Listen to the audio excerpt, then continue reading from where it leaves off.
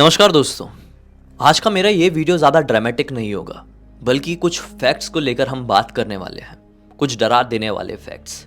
कुछ ही दिनों पहले मैंने एक वीडियो बनाया था जिसमें बताया था कि इस दुनिया में एक समय में कुछ ऐसे सांप राज किया करते थे जो भयंकर बड़े होते थे। इतने बड़े बड़े जो आज के हाथियों से 4 गुना बड़े हाथियों को एक बार में निगल जाया करते थे, जिनका वजन 2000 से 3000 किलो तक का होता था और जिनकी लंबाई 100 फीट की हुआ करती थी।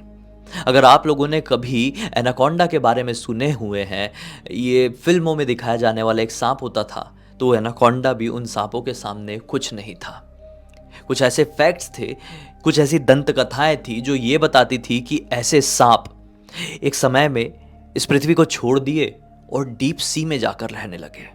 कुछ सांप तो जहर उगलते थे, तो कुछ सांप आग उगलते थे।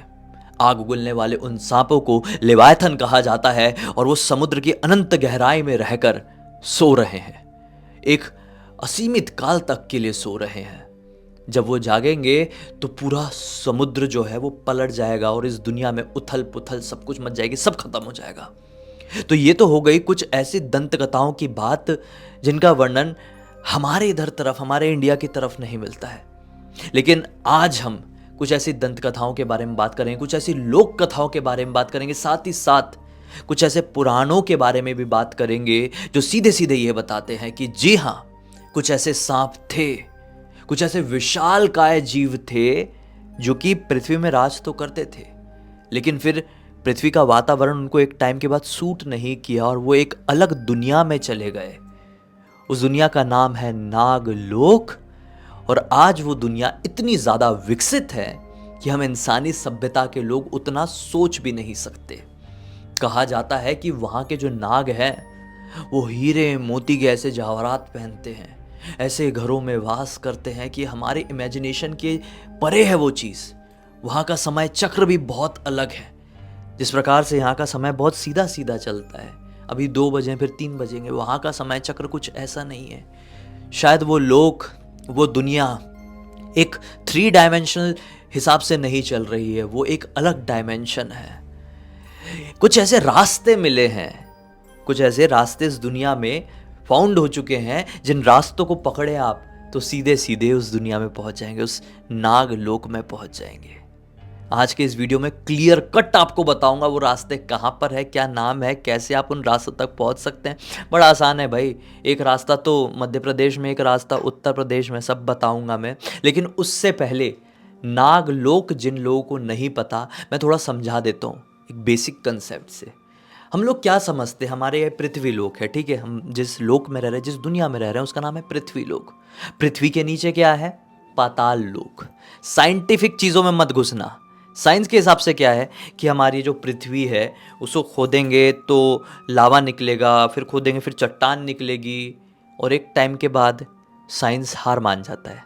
फिर साइंस को पता ही नहीं कि उसके नीचे क्या है, क्योंकि इंसान और विज्ञान एक लिमिट तक ही पहुंच पाया है। उसके बाद आगे बढ़ता है तो प्रकृति के नियम कुछ ऐसे हैं जो इंसान समझ ही नहीं सकते।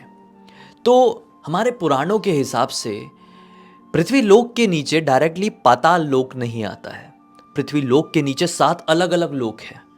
पृथ्वी के नीचे सबसे पहले आता है अतल, फिर आता है वितल, फिर आता है सुतल, रसातल, तलातल, महातल, और फिर आता है पाताल। तो हर एक तल एक अलग दुनिया को रिप्रेजेंट करता है, एक अलग लोक को रिप्रेजेंट करता है। जिस प्रकार से पृथ्वी लोक में हम इंसान, जानवर, पक्षी, कीड़े मकोड़े रहते हैं, उसी प्रकार से शायद अतल में एक अलग सभ्यता रहती है, जिन्हें पता नहीं क्या बोला जाता होगा, पता नहीं उनके 2 हाथ 2 पैर एक सर होता होगा कि नहीं, पता नहीं वो कैसे दिखाई देते होंगे। लेकिन हाँ, इतना श्योर है कि वो एक दुनिया है और वहां पे भी लोग जी रहे हैं, अपनी सभ्यता बनाकर रखे हैं। फिर वैसे ही वितल होता है। तो अब भाई महातल, जो मैंने आपको बोला सेकंड लास्ट वाला, पाताल से जस्ट ऊपर वाला, वहां वास करते हैं स्नेक्स, जाइंट सांप। जैसा मैंने आपको बताया था ना कि हमारे पुराणों में वर्णन मिलता है, तो विष्णु पुराण में यह वर्णन मिलता है कि महातल में महर्षि कश्यप अपनी पत्नी कद्रू और अपने पुत्रों के साथ और पुत्रों के वंश के साथ वहां पर रहते हैं। महर्षि कश्यप और महारानी कद्रू जो थी, इनके जो पुत्र थे वो नाग थे। वासुकी नाग, शेष नाग, ये सब इनके पुत्र थे और उनके कई भाई थे। उनका भी वंश बढ़ा। वो सब कहाँ रहते हैं? महातल में। क्योंकि अगर वो पृथ्वी लोक में रहते तो हम इंसान, हमारी ये वाली सभ्यता जो इस दुनिया में पनपी, वो पनप ही नहीं पाती और पृथ्वी लोक बन नहीं पाता। इसलिए प्रकृति के नियम के अनुसार सारे के सारे नाग महातल में जाकर रहने लगे। महातल की बात निकली है, एक अलग दुनिया की, एक अलग सभ्यता की बात निकली है, तो टॉपिक में बता ही देता हूँ कि रसातल, जहाँ पर सारे के सारे असुर, राक्षस, दानव, दैत्य वास करते हैं। कहा जाता है, देखो हम बहुत सारी जगहों पर कहते हैं ना कि भैया ये रात है, इन रातों में भारी मात्रा में भूत प्रेत, चुड़ैल, शैतान, डायन, राक्षस, पिशाच निकलते हैं। तो कहाँ से निकलते हैं? यहीं से निकलते, रसातल में रहते हैं वो। महातल के ऊपर तलातल है, तलातल के ऊपर रसातल है, वहीं पर सारी निगेटिव एनर्जीज रहती है, राक्षस, पिशाच, शैतान रहते हैं, दानव, दैत्य रहते हैं और वो कुछ रातों में बाहर निकलते हैं, पृथ्वी लोक तक आते हैं और अपना जो भी उनका काम है वो पूरा करते हैं, जो भी उनका रहस्य, जो भी उनका मकसद है वो पूरा करते हैं। तो फिलहाल अभी हम रसातल की बात नहीं करेंगे, उसके बारे में भी अगर आपको एक वीडियो चाहिए तो बताइए, मैं भूत प्रेतों की दुनिया को पूरी तरीके से आपके सामने डिकोड करूंगा, रसातल का रहस्य आपको समझाऊंगा। आज हम महातल यानी कि नागलोक को समझने की कोशिश कर रहे हैं। तो नागलोक में जिस प्रकार से मैंने बताया, महर्षि कश्यप अपनी पत्नी कद्रू और बाकी नागों के साथ रहते थे। तो इनमें एक नाग था, वासुकी नाग, जो कि अपने लोक को छोड़कर भगवान शिव की तपस्या में लीन हो गए थे। और एक दिन भगवान शिव की उन्हें प्राप्ति भी हुई। उनकी घोर तपस्या को देखकर भगवान शिव ने उन्होंने अपने साथ रख लिया था वासुकी नाग को। उसी प्रकार से जो शेषनाग थे वो भगवान विष्णु के बहुत बड़े भक्त थे और उन्होंने भी हजारों लाखों साल तक भगवान विष्णु की तपस्या किए थे और उन्हें आखिरकार बैकुंठ धाम, बैकुंठ लोक में रहने का अवसर मिला कि वो भगवान विष्णु की सैया बन जाएंगे। तो वही शेष नाग है। तो इनके एक और भाई थे करकोटक नाग, जो कि बहुत बड़े योद्धा और बहुत वीर सांप थे। कहा जाता है कि करकोटक नाग को एक ऋषि का श्राप लगा था, चाहे वो कोई भी कारण हो, एक ऋषि का उनको श्राप लगा था और उसी श्राप से छुटकारा प्राप्त करने के लिए करकोटक नाग ने भी बहुत समय तक तपस्या किए थे। तपस्या के बाद उन्हें यह समझ में आया था कि अगर मुझे इन महर्षि के श्राप से बचना है, पाप मुक्त होना है, तो एक कूप बनाना पड़ेगा, एक कुआं बनाना पड़ेगा। वो कुआं सीधे सीधे इंसानों को नागलोक तक लेकर आएगा। अब मैं आपको बताता हूं कि करकोटक नाग ने वो कुआं कहां पर बनाए थे। वो नागलोक में रहते थे, पृथ्वी लोक में कभी आए होंगे, यहां पर कुछ उन्होंने किए होंगे, एक महर्षि से सामना हुआ, वो महर्षि ने श्राप दे दिया। अब उनको समझ में आया कि मैंने तो पाप कर दिया, मैं एक श्राप में फंस गया हूं और उस श्राप से बचने के लिए इन्होंने एक रास्ता बनाया, कुआं बनाया। वो रास्ता, वो कुआं अभी कहीं और नहीं बल्कि काशी में है। जी हाँ, काशी में जैतपुरा नाम की जगह है, एक एरिया जिसे जैतपुरा नाम से जाना जाता है। वहां पर करकोटक नागी नाम का, या फिर कह लो कि नागकूप नाम का एक कुआं मौजूद है, जो कि अनंत गहराई का है।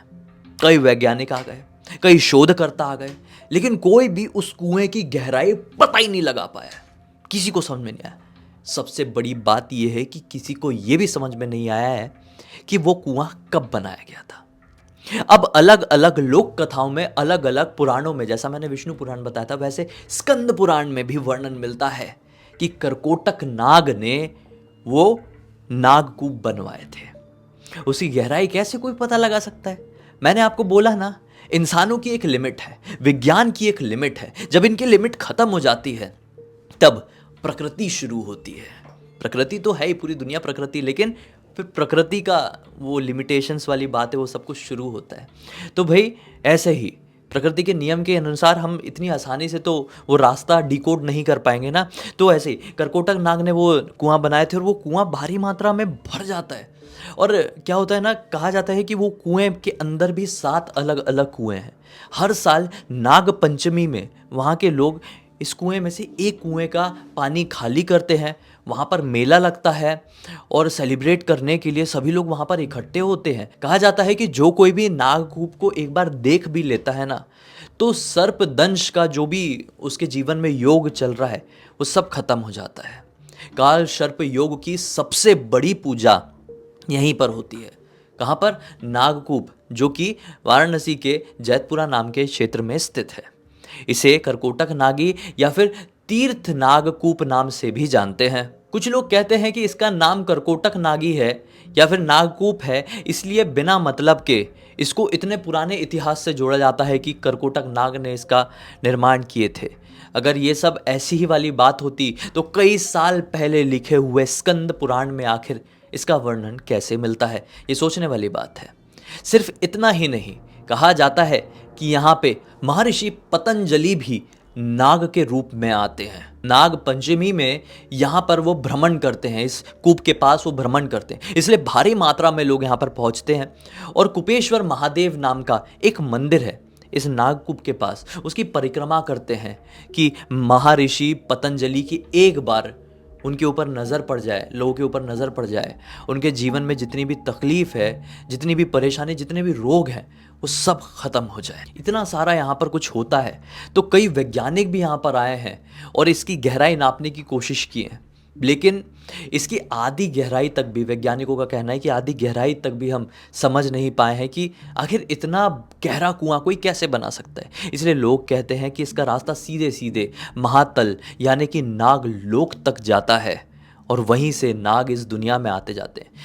और ये बात बस ऐसे ही नहीं कही जाती है, कई रातों में ऐसा होता है कि इस कूप के पास से, इस नागकूप के पास से अलग अलग तरह की फुफकारे मारने की आवाज़ आती है। जैसे कि सांप फुफकारे मारते हैं ना, वैसी आवाज़ें सुनाई देती है। विचित्र विचित्र रोशनी भी कई रातों में यहाँ पर दिखाई देती है। नाग पंचमी में ना जाने ये कैसे होता है कि भारी मात्रा में अलग अलग प्रजाति के सांप इस कूप के आसपास पहुंच जाते हैं और यहाँ पर आई हुई भीड़ को थोड़ा नुकसान भी नहीं पहुंचाते हैं। कहा जाता है कि उस नागलोक में हजारों हजारों लाखों लाखों साल के सांप रहते हैं जो कि इच्छाधारी है, अपने इच्छा के अनुसार कोई भी रूप धारण कर सकते हैं, कहीं पर भी कैसे भी आ जा सकते हैं। उनका दिमाग हमारे दिमाग से कई गुना ज्यादा उन्नत और उनकी दुनिया भी बहुत ज्यादा विकसित है। केवल इसी रास्ते का वर्णन नहीं मिलता है, बल्कि मध्य प्रदेश में सतपुड़ा के जंगल हैं। आप लोगों को बहुत अच्छे से पता होगा, सतपुड़ा के जंगलों का नाम आपने सुने होंगे। इन जंगलों में कुछ ऐसी गुफाएं हैं जिन गुफाओं को डिकोड करने के लिए बहुत सारे लोग उन गुफाओं की तरफ गए, लेकिन कभी लौट कर नहीं आए। बहुत सारे लोग सतपुड़ा के जंगलों में चीज़ों को, दुनिया को समझने के लिए गए तो सही, लौट के आए भी, लेकिन उनका दिमाग सही नहीं रहा। उन्होंने वहाँ पर कुछ ऐसा एक्सपीरियंस कर लिया, कुछ ऐसा सुन लिया, कुछ ऐसा देख लिए कि उनका दिमाग, दिल सब काम करना बंदी कर दिया। उसके बाद लोग कहते हैं कि यहाँ पर नागलोक के सैनिक रहते हैं। इन गुफाओं की ऐसे सैनिक रक्षा करते हैं कि नॉर्मल ऐसे अनअधिकृत लोग उन गुफाओं तक, उन रास्तों तक नहीं पहुंच पाए, जो रास्ते, जो गुफाएं सीधे नागलोक तक लेकर जाती है। अब इतनी बात इस जगह के बारे में फैली तो कई शोधकर्ताओं के कान भी इस जगह की तरफ खड़े हुए। तो इन जगहों की भी रिसर्च करने के लिए शोधकर्ता वहाँ पर पहुँचे, पूरी टीम पहुँची ऐसी गुफाओं को समझने के लिए। तो क्या पाए, वो गुफा इतनी लंबी, इतनी गहरी, इतनी बड़ी है कि सब लोग मान गए कि नहीं भाई, इस लिमिट तक ही इन गुफाओं के अंदर जा सकते हैं, इसके बाद जाना मतलब बहुत बड़े खतरों को दावत देना है। तो लोग उन गुफाओं के आगे गए ही नहीं। बहुत सारे शोधकर्ता तो ये भी कहते हैं कि सतपुड़ा के जंगलों में कुछ ऐसी गुफाएं भी हैं कि जहां पर रिसर्च करने के लिए हमारी टीम पहुंची है और एक पॉइंट में आने के बाद उन गुफाओं के अंदर कितनी भी रोशनी मारो, वहाँ का अंधकार गायब ही नहीं हो रहा था और वहाँ से अंदर से अजीब व गरीब बड़े बड़े सांपों की फुफकारे मारने की आवाज़ें सुनाई दे रही थी। उनको ये समझ में ही नहीं आया कि कैसे हम बड़ी बड़ी लाइटें भी अंदर मारने की कोशिश की, लेकिन अंदर रोशनी फैल ही नहीं रही थी। ऐसा लग रहा था कि अंदर एक अनंत अंधेरा है जिसको चाहकर भी, कोई भी कोशिश करके हम इंसान मिटा नहीं सकते। इसलिए शोधकर्ता वहाँ से पीछे हट गए। ये जंगल बहुत ही ज़्यादा घना है और साथ ही साथ उस जंगल का रहस्य भी बहुत ही ज़्यादा अंधकार में है।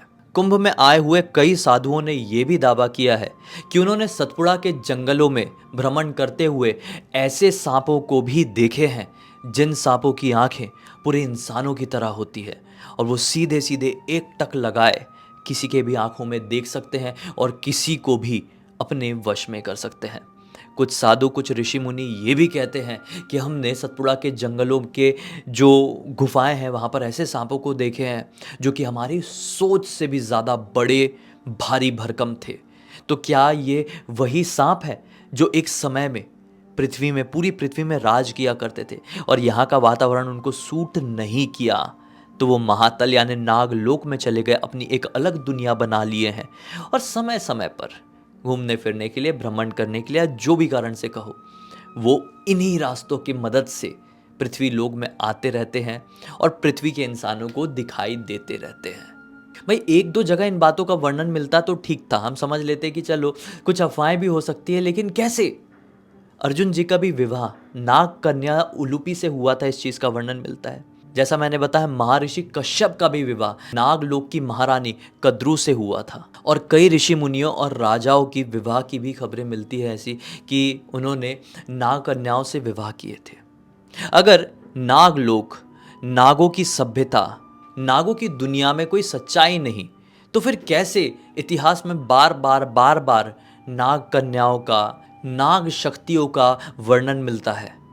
महाभारत में कई बार नाग, तक्षक नाग का भी वर्णन मिला है, वासुकी नाग का भी वर्णन मिला है। किस प्रकार से तक्षक नाग ने अर्जुन जी को युद्ध करने के लिए ललकारा था, आप लोग अगर महाभारत पढ़े होंगे तो ये बात बहुत अच्छे से जानते होंगे।